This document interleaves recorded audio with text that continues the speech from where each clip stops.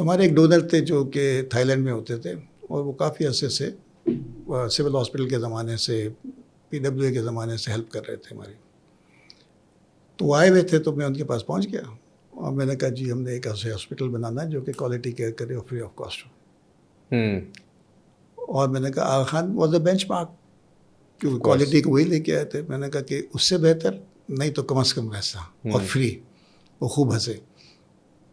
مجھے کہتا ہے ڈاکٹر صاحب شاید بند تو جائے, چلے گا کیسے؟ میں نے کہا جی اللہ چلائے گا. کہ وہ تو ٹھیک ہے اللہ چلائے گا, لیکن جیسے انہوں نے کہا لیکن میں نے کہا جب ہم کہتے ہیں اللہ چلائے گا تو اگر مگر لیکن کی گنجائش نہیں, میرے نزدیک یہ شرک ہے. اچھا وہ تبلیغی آدمی نے کہتے ہیں ڈاکٹر صاحب ہم مسلمان ہیں, ہم سب کا ایمان ہے کہ اللہ چلائے گا, لیکن اللہ آسمان سے تو نہیں پھینکے گا نا, کوئی ذریعہ ہونا چاہیے.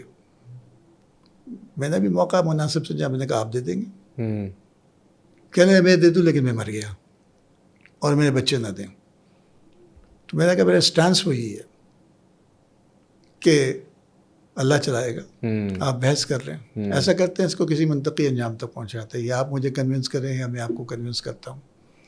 میں نے کہا آپ سمجھتے ہیں کہ آپ کے بچوں کے پاس ایک آپشن ہے, میرے نزدیک آپ کے بچوں کے پاس 3 آپشن ہیں. نوئنگ یو, آپ نے ایسی تربیت تو کی ہوگی کہ وہ آپ کی سنت کو جاری رکھے. دوسرا آپشن اللہ تعالیٰ ان کو آپ سے 1000 گنا زیادہ دے, وہ مجھے 1000 گنا زیادہ دے. ہاں ٹھیک ہے. اور میں نے کہا تیسرا آپشن جو آپ کو خدشہ ہے کہ وہ نہ کریں, اللہ کسی کو دے کے واپس نہ لیں. اگر آپشن پہلا ہے تو الحمدللہ, دوسرا ہے تو سبحان اللہ, اور تیسرا ہے تو مجھے یقین ہے کہ اللہ تعالیٰ نے کسی اور آدمی کو ڈیفائن کر دیا ہوگا, وہ وہاں سے ٹیک اوور کر لے گا. اچھا اب یہ کہنے لگے یار آج میں کس پاگل کے ہاتھے چڑھ گیا ہوں. تو دس از اے گریٹ سیلس پچ. یہ بہت کام آ سکتی ہے جو اپروچ آپ نے لیا. تو مجھے کہنے لگے کہ اچھا ڈاکٹر صاحب آپ یہ بتائیے کہ آپ کتنے سیریس ہیں. ہاں. میں نے کہا سر میں سمجھتا ہوں کہ انسان کا مشن ویژن ہو نہیں سکتا جب تک کہ وہ اپنا آپ, اپنا مال, اپنی آل اولاد قربان کرنے کے لیے تیار نہ ہو. میں نے کہا میں اپنا آپ سے زندگی کی پرسنل لائف اسٹوری ایک شیئر کرتا ہوں. And it was the time جب میں سول ہاسپٹل میں کارڈیک سرجری بنا رہا تھا. That was 95-96. تو میرا تعلق مڈل کلاس فیملی سے ہے.